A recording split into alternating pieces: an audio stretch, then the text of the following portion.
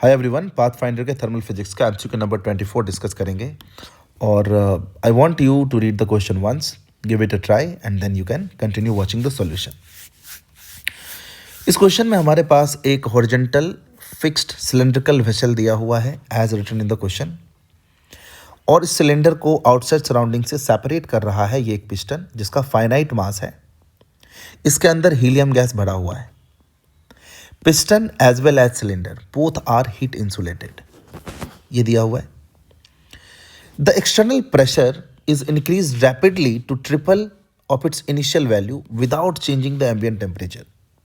मतलब बाहर के टेम्परेचर को बिना चेंज किए हुए बाहर के प्रेशर को 3 टाइम्स कर दिया।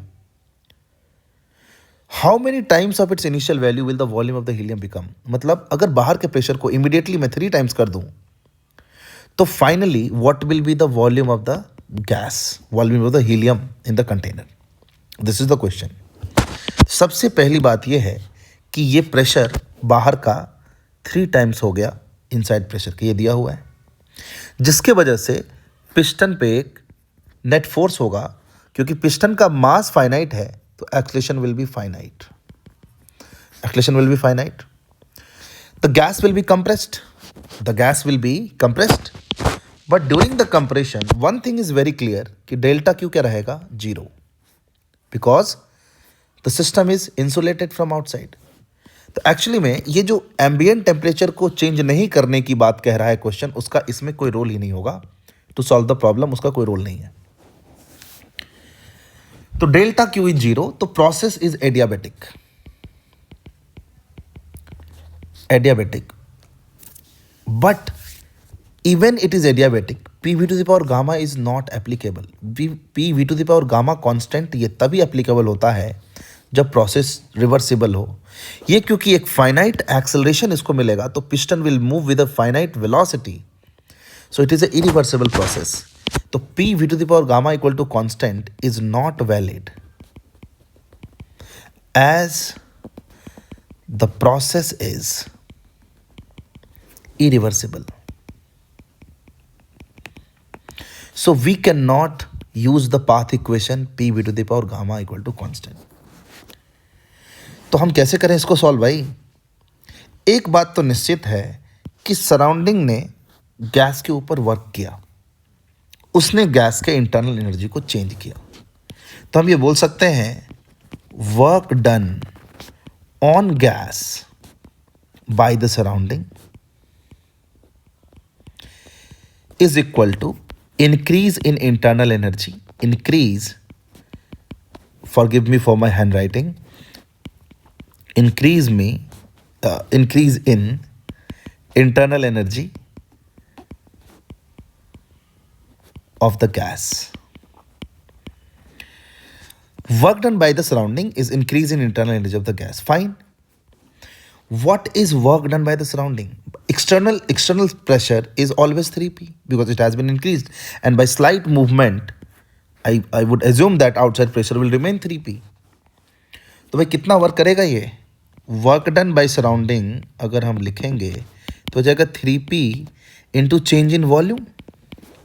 Surrounding has supplied energy equal to 3p delta भी। अच्छा, इसको पॉजिटिव में लिख रहा हूँ, क्योंकि पॉजिटिव क्यों लिख रहा हूँ? क्योंकि सराउंडिंग ने एनर्जी दिया है ना, तो सराउंडिंग है सप्लाइड हाउ मच एनर्जी। ये V final minus V initial नहीं लिख रहा हूँ मैं, अमाउंट ऑफ वर्क लिख रहा हूँ। तो क्योंकि इनिशियल वॉल्यूम ज़्यादा था, फाइनल कम है, तो ये लिख दिया। सराउंडिंग ने इतना वर्क सप्लाई किया।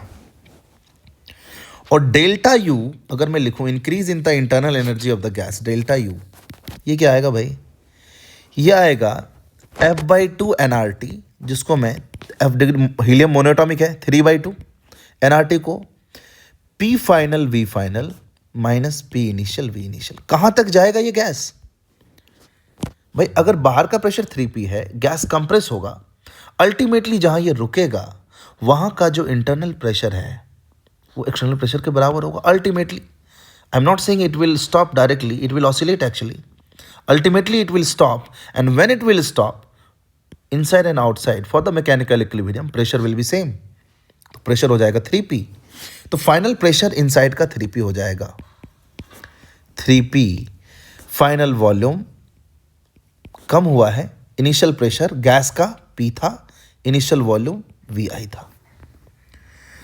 अब इन दोनों को बराबर कर दो, तो 3p into V I minus V final is equal to 3/2, p बाहर कर देते हैं, 3v final minus v initial.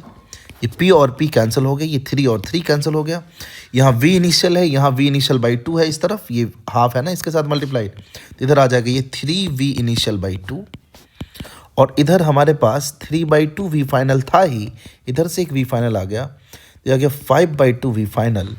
So v final will be 3/5 v initial. तो v final will be 3/5 times of the initial volume. So this will be the answer. अब इसमें students p v to the power gamma equal to constant लगाने लगते हैं, जो applicable नहीं होगा। इसलिए एप्लीकेबल नहीं होगा क्योंकि ये इरिवर्सिबल प्रोसेस है and we do not know how pressure and volume are changing as the process goes on. हमें नहीं पता। आपको ध्यान रखना चाहिए कि इरिवर्सिबल प्रोसेस में हम कभी भी पाथ इक्वेशन नहीं बता सकते। Irreversible process can be adiabatic, irreversible process can be isothermal, can be isochoric, can be isobaric, but path equation you cannot apply because you do not know. However, the pressure is constant in isobaric process, but PVT equal to nRT is applicable only in equilibrium. When the process is irreversible, then everything is changing at a fast rate, so you cannot consider the system to be in equilibrium at every state. So pressure constant है तो V by T constant रहेगा, ये नहीं कह सकते. Yes, pressure is constant, but V by T is not constant even when pressure is constant. Because pressure constant से इसको constant तभी कह सकते हैं when we apply PV equal to nRT. And PV equal to nRT will be applied only when the system is in equilibrium. But irreversible process में system in between the process equilibrium में नहीं होता. तो irreversible process में हम कभी भी equation of states apply ही नहीं कर पाएंगे. इसीलिए हम पाथ कैसा फॉलो किया, थर्मोडायनामिक पाथ क्या था सिस्टम का, वो बता नहीं सकते. समझ गए? हाँ, एनर्जी कंजर्वेशन हमेशा लगा सकते हैं. भाई इसने इतना वर्क किया, इसने इतना एनर्जी लिया. आप इसको फर्स्ट लॉ ऑफ थर्मोडायनामिक्स लगाकर भी सॉल्व कर सकते हैं, कोई दिक्कत नहीं है. Delta Q equal to delta W plus delta U. Delta Q is 0, तो delta W is minus of delta U. तो work done by the gas is negative. Gas will do negative work because surrounding is doing positive work. तो work done by gas will be negative, क्योंकि सोचो एक तरीके से अगर मैं इसको दूसरे तरीके से लेकर आऊँ तो आप लिखोगे work done by gas plus work done by surrounding will be change in kinetic energy, work energy theorem से. अल्टीमेटली पिस्टन तो रुक जाएगा ना, इनिशियली भी रुका हुआ था ना, तो ये तो 0 हो गया. तो work done by gas will be negative of work done by surrounding.